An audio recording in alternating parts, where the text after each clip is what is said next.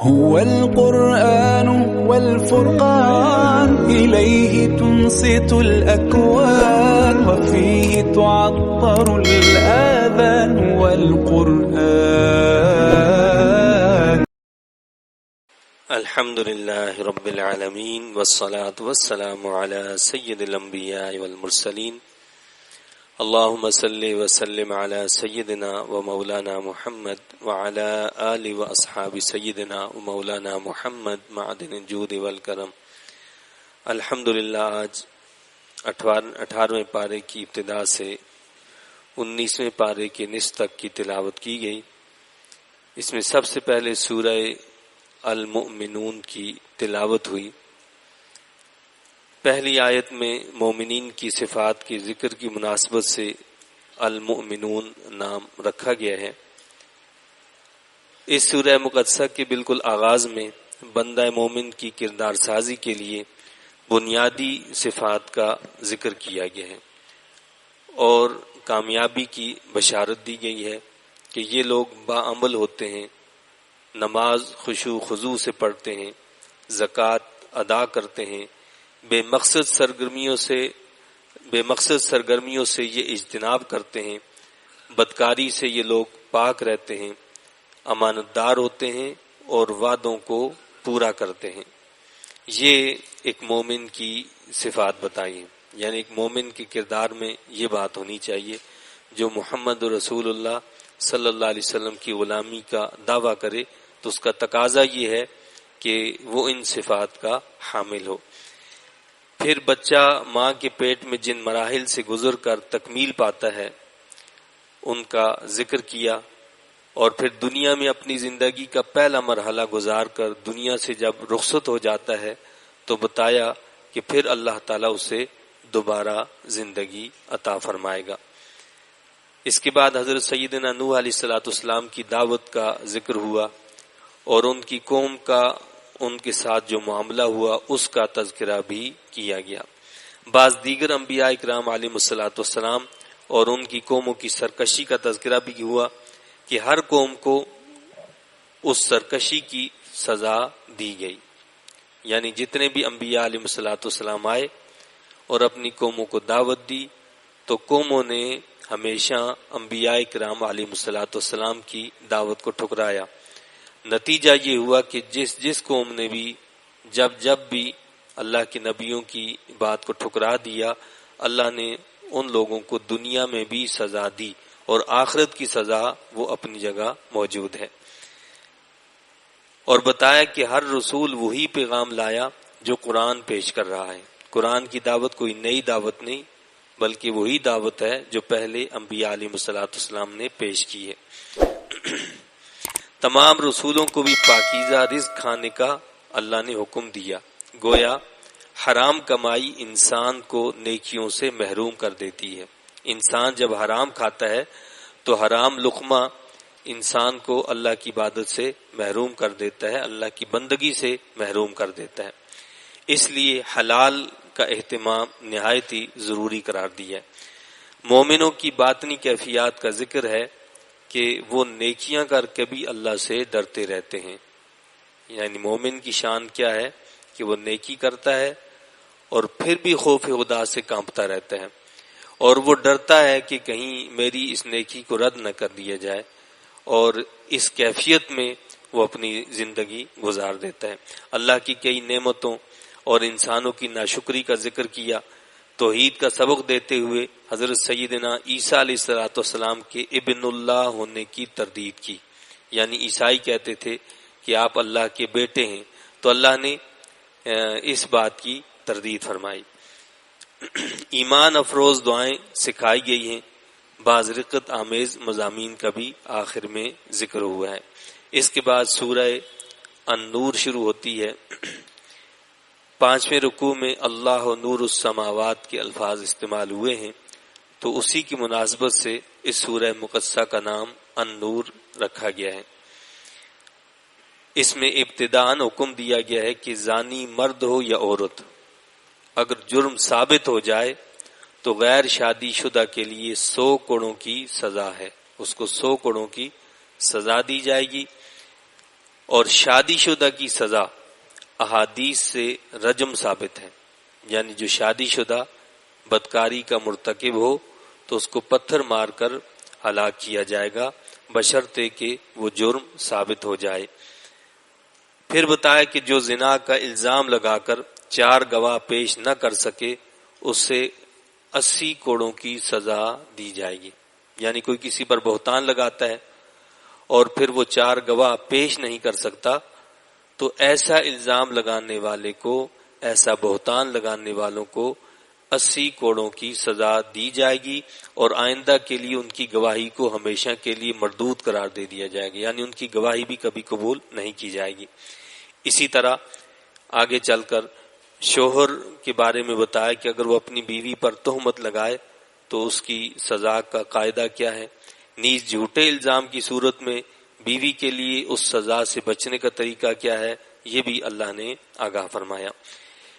اور پھر سیدہ ام المومنین عائشہ صدیقہ رضی اللہ تعالیٰ عنہا پر منافقین کے جھوٹے الزام کی تردید کی، اور آپ کی برات و پاک دامنی کا اللہ نے قرآن میں تذکرہ فرمایا، یعنی غزوے سے واپسی پر منافقین نے ام المومنین سیدہ عائشہ صدیقہ رضی اللہ تعالیٰ عنہا پر تہمت لگائی، اور کچھ مسلمان بھی اس یعنی بہکاوے میں آگے اور ان کی باتوں میں آ کر انہوں نے بھی اس قسم کا جو ہے خیال جب کیا تو اللہ نے یہ فرمایا کہ تم نے جب یہ بات سنی تھی اور یہ منافق ایسا کہنے لگے تھے تو تم نے اپنے یعنی مسلمانوں کے لیے اچھا گمان کیوں نہیں کیا، یعنی کہ مومن کی شان یہ ہے کہ جب وہ کوئی بات سنے تو بلا تحقیق اس کے پیچھے نہ پڑ جائے، اور پھر یہ بھی بتایا کہ اگر کسی مومن کے بارے میں، کسی مسلمان کے بارے میں کوئی بری بات کرے تو تمہیں اس کے بارے میں اچھا گمان کرنا چاہیے اور اس کی بدگمانی کو فوراً رد کر دینا چاہیے۔ اور پھر اسی طرح بے حیائی پھیلانے والوں کے لیے اللہ نے فرمایا کہ ان کو دنیا اور آخرت میں عذاب دیا جائے گا، عذاب کی ان کو دھمکی دی گئی۔ شیطان کی پیروی سے اللہ تعالیٰ نے روکا اور فرمایا کہ شیطان کا تو کام یہ ہے کہ وہ بے حیائی اور برائی پھیلاتا ہے۔ پاک دامن عورتوں پر گناہ کی تہمت لگانے والوں کے لیے سخت سزا کی وعید دی گئی۔ بلا اجازت کسی کے گھر میں داخل ہونے سے روکا گیا اور بتایا کہ جب بھی کسی کے گھر میں جانا ہو تو پہلے اجازت لی جائے، حتیٰ یہ کہ اپنے گھر میں بھی انسان جب جائے تو اسے اجازت لینی چاہیے۔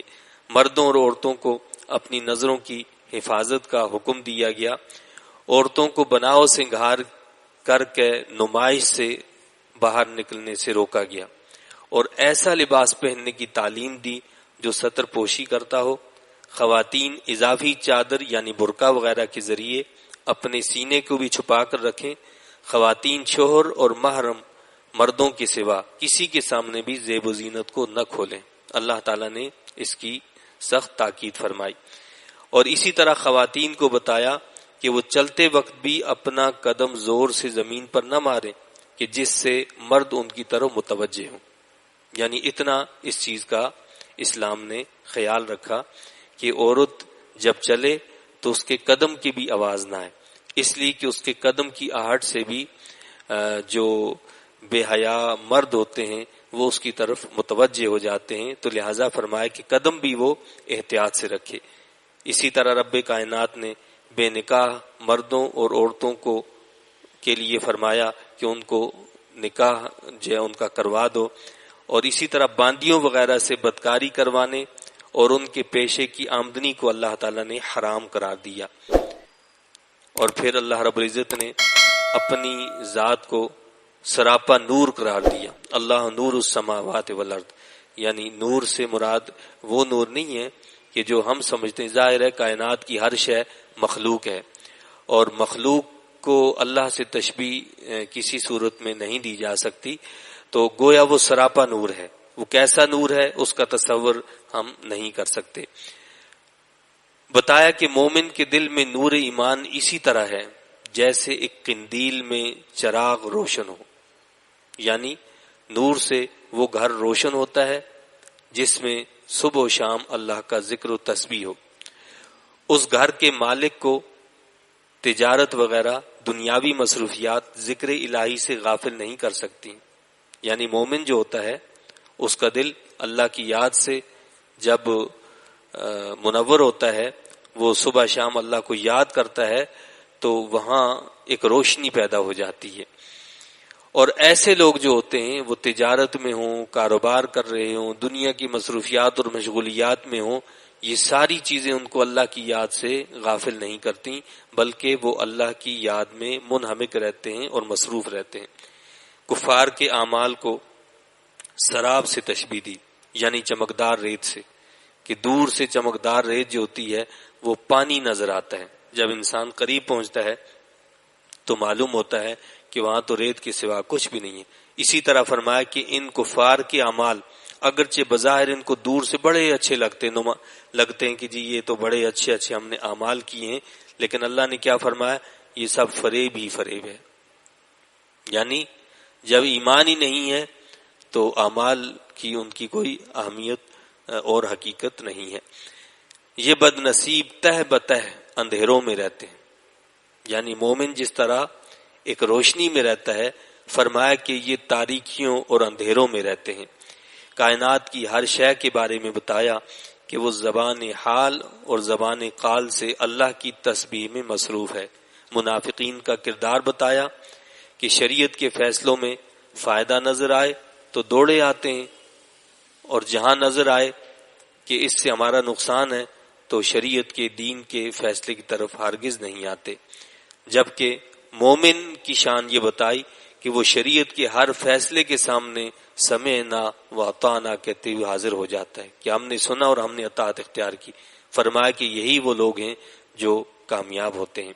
پھر حکم دیا کہ گھر کے اندر رہنے والے غلام اور نابالغ بچے بھی نماز فجر سے پہلے، نماز ظہر کے بعد اور نماز عشاء کے بعد اجازت لے کر سربراہ خانہ کے کمرے میں داخل ہوں۔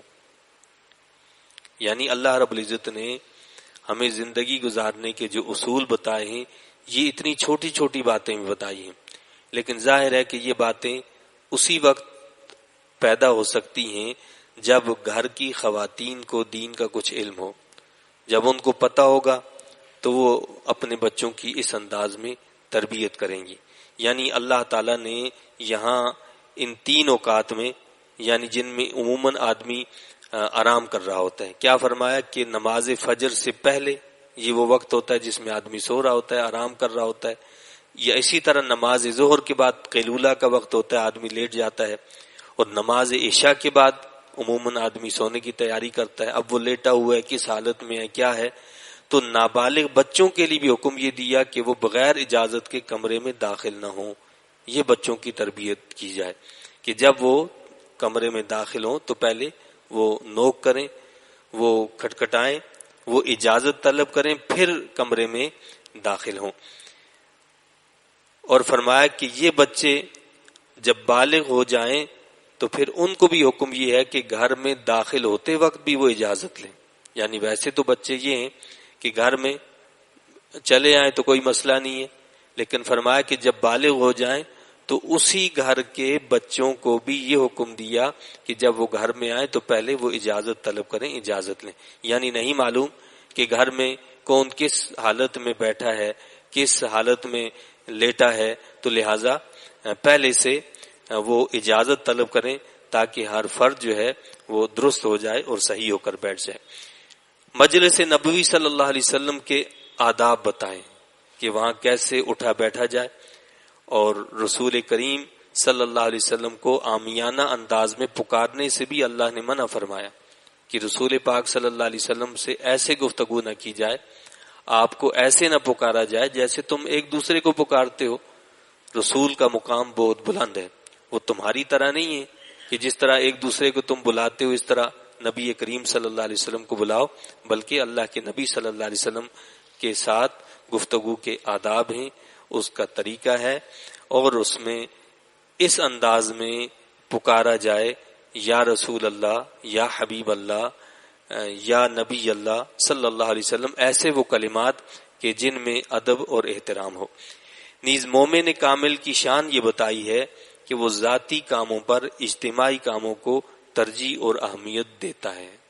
یعنی مومن جو ہوتا ہے ایک تو اس کا اپنا کام ہوتا ہے ذاتی، اور ایک وہ کام ہوتا ہے جو اجتماعی کام ہوتا ہے جس میں امت مسلمہ کا زیادہ فائدہ ہوتا ہے، تو اپنے ذاتی کام پر اس اجتماعی کام کو اہمیت دیتا ہے کہ جس سے پوری امت کا فائدہ ہو. پھر سورہ الفرقان شروع ہوئی. قرآن کریم کی صفت الفرقان، حق اور باطل میں فرق کرنے والی کتاب کا چونکہ اس صورت میں ذکر ہوا ہے، اسی مناسبت سے اس کا نام الفرقان رکھا گیا ہے.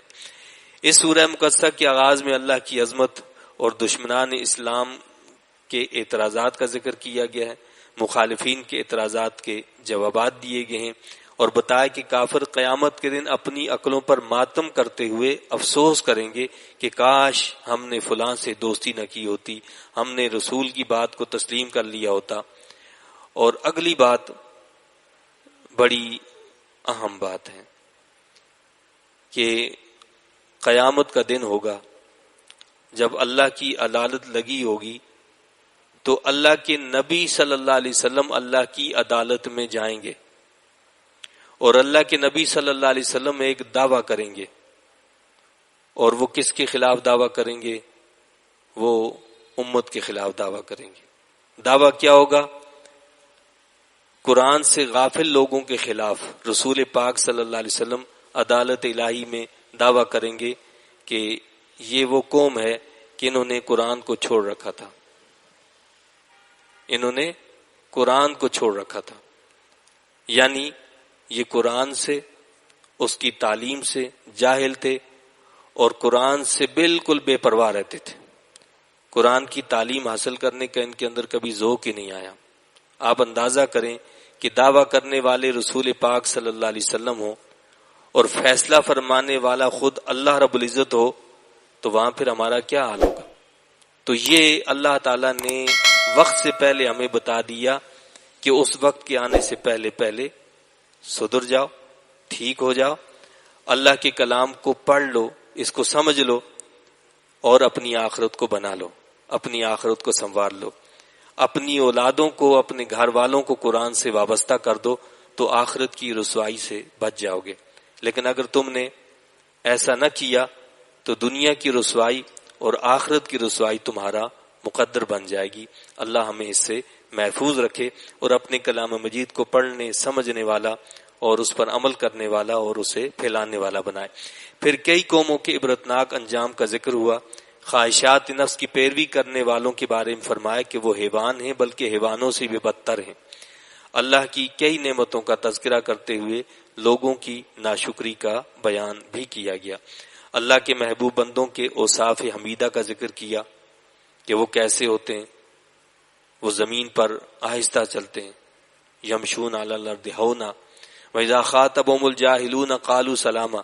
جاہل لوگ ان سے لڑیں جھگڑیں، ان سے مخاطب ہو تو وہ کہتے ہیں جی سلام ہو. وہ لڑتے جھگڑتے نہیں ہیں، وہ ان سے بچ جاتے ہیں، اعتراض کرتے ہیں، وہ تقوی کی زندگی گزارتے ہیں. اور کئی دیگر اوصاف بتاتے ہوئے فرمایا کہ قرآن کے حوالے سے بھی ان کا کیا رویہ ہوتا ہے. وہ آنکھیں بند کر کے اور کانوں سے بہرے بند کر قرآن کو نہیں سنتے، وہ قرآن کو عمل کی نیت سے سنتے ہیں اور اس میں غور و تدبر کرتے ہیں، اس میں فکر کرتے ہیں. یعنی جب قرآن کو بھی سنتے ہیں تو عمل کی نیت سے سنتے ہیں کہ ہم قرآن پر عمل کریں گے، اس میں غور و فکر کرتے ہیں.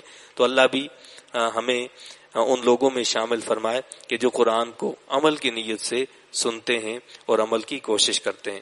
پھر سورہ الشعراء کا آغاز ہوا. اس سورہ مقدسہ کے آخری رکوع میں شعراء کے تذکرے کی مناسبت سے یہ نام رکھا گیا ہے. حضور انور صلی اللہ علیہ وسلم کی قلبی کیفیت بتائی گئی ہے کہ لوگوں کی ہدایت کے لیے آپ کتنا بے چین رہتے تھے اور آپ کے دل کی تڑپ کیا تھی. فرمایا کہ گویا کہ آپ ان کے پیچھے کیا ہلاک ہو جائیں گے کہ اگر یہ ایمان نہ لائے. لعلک باخع نفسک علی آثارہم ان لم یؤمنوا بہذا الحدیث اسفا، کہ اگر یہ اس پر ایمان نہیں لائیں گے تو آپ ان کے پیچھے اپنی جان کو جو ہے یعنی ہلاک کر دیں گے.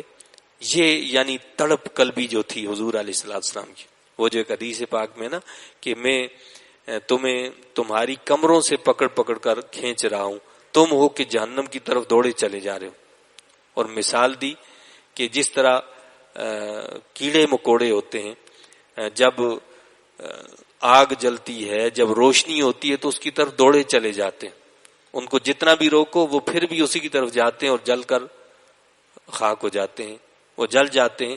اسی طرح تمہاری حالت ہے کہ میں تمہیں اس جہنم سے روکے جا رہا ہوں، تمہاری کمروں سے پکڑ کر تمہیں کھینچ رہا ہوں اور تم اسی جہنم کی طرف دوڑے جا رہے ہو. اللہ اس جہنم سے ہمیں محفوظ فرمائے. حضرت سیدنا ہارون علیہ الصلوۃ والسلام کو اور سیدنا موسیٰ علیہ الصلوۃ والسلام کو جو ہے اللہ تعالیٰ نے حکم دیا کہ وہ فرعون کے پاس جائیں، اور سیدنا ہارون علیہ السلام کو سیدنا موسیٰ علیہ السلام کا دست و بازو بھی بنانے کا تذکرہ کیا. اللہ تعالیٰ نے ان کو بھی ساتھ میں نبی بنایا. اور پھر فرعون کے ساتھ جو دلچسپ مکالمہ ہوا اس کا بھی ذکر ہوا. فرعون نے معجزات موسیٰ علیہ السلام کو جادو قرار دیا اور مقابلے کے لیے جادوگر جمع کیے جو سارے کے سارے مسلمان ہو گئے.